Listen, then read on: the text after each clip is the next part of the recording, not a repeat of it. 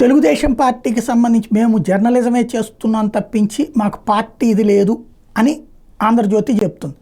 కాకపోతే తెలుగుదేశం ఫేవరబుల్గానే రాస్తుంది. అయితే ఇక్కడ చిన్న స్ట్రాటజీ మార్చింది. చంద్రబాబు నాయుడు దేవుడు, కింద ఉన్న వాళ్ళందరూ దొంగలు, ఇది ప్రొజెక్ట్ చేసేటటువంటి ప్రయత్నం చేసుకొస్తుంది. తాజాగా తమ్ముళ్ళు ఇది తగదు అంటూ దారి తప్పుతున్న కొందరు ఎమ్మెల్యేలు, కూటమి సర్కార్ అధికారంలోకి వచ్చి 3 నెలలు దాటింది, కానీ కొందరు ఎమ్మెల్యేలు అప్పుడే భారీ వ్యతిరేకతను మూటగట్టుకున్నారు. నియోజకవర్గాలకు సొంత సామ్రాజ్యాలుగా భావిస్తున్నారు. మేము చేసిందే శాసనం, అధికారులు మేము చెప్పినట్టు వినాలి, మా మాట దాటితే వేడి పడుద్ది అన్నట్టుగా వ్యవహరిస్తున్నారు. విలువైన భూములు, ఆస్తులు, ఉద్యోగులు పోస్టింగ్ వంటి అంశాల్లో వేలు పెడుతున్నారు. కొద్దిమంది ఎమ్మెల్యేలు మరీ బరితెగింపు కనిపిస్తోంది. మంచి అవకాశం మించిన దొరకదు అన్నట్టుగా ఆదాయ మార్గాలు వెతుక్కుంటున్నారు. వైసీపీ వాళ్ళు అడ్డగోలుగా మింగలేదు, మేము సంపాదించుకోవద్దని, వచ్చే ఎన్నికల్లో ఖర్చులకు కావద్దంటూ తమ దందాలను సమర్థించుకుంటున్నారు అంటూ.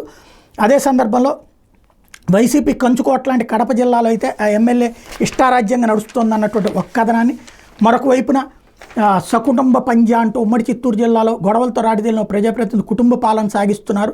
ప్రజాప్రతినిధి ఆయన భార్య, కొడుకు దందాలు చేస్తున్నారు. ఎమ్మెల్యే భార్య అన్నీ తానే వ్యవహరించారు. అధికారులు ఉద్యోగులను అరే ఒరే అని పిలవడం, ఇంటి గేటు బయట నిలబెట్టి దూషించేవారని ఫిర్యాదులు వస్తున్నాయి. ఉన్నతాధికారులు ద్వితీయ తృతీయ శ్రేణి అధికారులు విభాగాల వారికి పిలిచి మీటింగులు పెట్టారు. ఏ అధికారికి ఎంత జీతం వస్తుంది, పై ఆదాయం ఎంత వస్తుంది, ఇప్పటిదాకా ఎంత సంపాదించారు, ఎక్కడెక్కడ ఆస్తులు అనేటువంటి వివరాలు తెలుసుకున్నారు. ప్రైవేట్గా వచ్చే ఆదాయంలో 50% ఇవ్వాలని ఒప్పందాలు చేసుకున్నారు. వాళ్ళు రెవెన్యూ పురపాలక అధికారులు ఎక్కువగా ఉన్నారు. అలాగే గుంటూరు జిల్లాకు చెందిన ఓ ఎమ్మెల్యే రేషన్ మాఫియాతో దోస్తీ గట్టి వాళ్ళ దందా కొత్త పలుకుతున్నారు.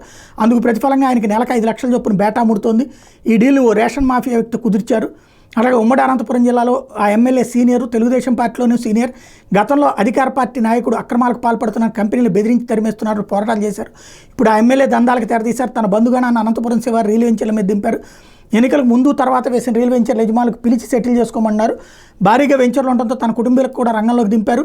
రియల్ వెంచర్ విస్తీర్ణం, బడ్జెట్ ఆధారంగా ఎంత సెటిల్మెంట్ చేయాలో ఎమ్మెల్యే కుటుంబం నిర్ణయిస్తుంది. వాళ్ళు నిర్ణయించిన మేరకు రియల్ ఎస్టేట్ వ్యాపారులు సెటిల్ చేసుకోవాలి, లేదంటే పనులు సాగనేమంటూ హుకుం జారీ చేస్తున్నారు. ఉమ్మడి కృష్ణా జిల్లాకు చెందినటువంటి సీనియర్ ఎమ్మెల్యే, ఆయన భూ కబ్జాలు, గొడవలు, దందాలు చేస్తారని పేరుంది. కూటమి ప్రభుత్వం రాగానే విజయవాడలో ప్రభుత్వ ఆసుపత్రి సూపరింటెండెంట్ ఇంటికి పిలిపించుకుని బెదిరించారు. పోస్టులో కొనసాగాలంటే 2 కోట్ల లిస్టులు ఇవ్వాలని కండిషన్ పెట్టారు. తాను అందించుకోలేని డాక్టర్ విన్నవించుకున్నారు. దీంతో ఆ డాక్టర్ పెద్ద అవినీతిపరుని వెంటనే మార్చాలని తన కార్యకర్తల్లో ఆందోళన చేయించి ప్రభుత్వానికి ఫిర్యాదులు చేయించాడు. తనకు ఎన్నికల్లో సహకరించలేదన్న కారణంతో ప్రైవేట్ స్కూల్ యజమాని ఇంటిని కూలగొట్టించాడు. ఆ తర్వాత కేసును సెటిల్ చేసుకుని బాధితుల నుంచి 20 లక్షలు తీసుకున్నారు. నియోజకవర్గంలోని బార్ల మీద ఆయనదే ఆధిపత్యం, నెలలా ఆయనకు ముడుపులు పంపించాల్సిందే. పోలీసులు, రెవెన్యూ అధికారులకు పోస్టింగ్లు ఇప్పించేందుకు ₹1,00,00,000 వసూలు చేస్తున్నారు. కోస్తా జిల్లాలో మంత్రివర్యుడు పిఏ కథ రాజకీయ వర్గాల్లో చర్చనీయాంశంగా తన కుడి చేతిలో చంద్రబాబు, ఎడమ చేతిలో లోకేష్ ఉన్నారంటూ బహిరంగంగానే వ్యాఖ్యలు చేస్తున్నారు. మంత్రిని కలవడానికి వచ్చే వాళ్ళ మీద నోటి దురుసు ప్రదర్శిస్తున్నారనే విమర్శలున్నాయి. కొద్ది రోజుల కింద మంత్రి చెప్పిన మాట పిఏ వినలేదట, అక్కర్లేదని కూడా పిఏని తీసేయచ్చు, కానీ ఆ మంత్రి స్టైలే వేరు. ఓ అర్ధరాత్రి వేళ నిర్మానుష్య ప్రాంతంలో పిఏని కారులో నుంచి దించేశారట. అసలే చీకటి దారు తెన్నిది లేక అవస్థలు పడి ఆ పిఏ ఇంటికి చేరారు. ఏదో మార్పు తెస్తారని ఆస్తూ రాయలసీమ ప్రజలు సాధారణ ఎన్నికల ముందు ఓ నాయకుడికి ప్రజాప్రతినిధికి అవకాశం ఇచ్చారు. ఆయన మాత్రం సొంతగా ఎదిగేందుకు అవకాశాలు వెతుకున్నారు. కడప జిల్లా పరిధిలోని పరిశ్రమలు, విద్యాసంస్థలు, గనులు, లీజుల మీద నిరంతరం పిటిషన్లు వేయడం, యాజమాన్యాలను బెదిరించి సెటిల్మెంట్ చేసుకోవడం దినచర్యగా పనిచేస్తున్నారు. దీంతో ఆయన లిటిగేషన్ మాంగర్గా పిలుస్తున్నారు.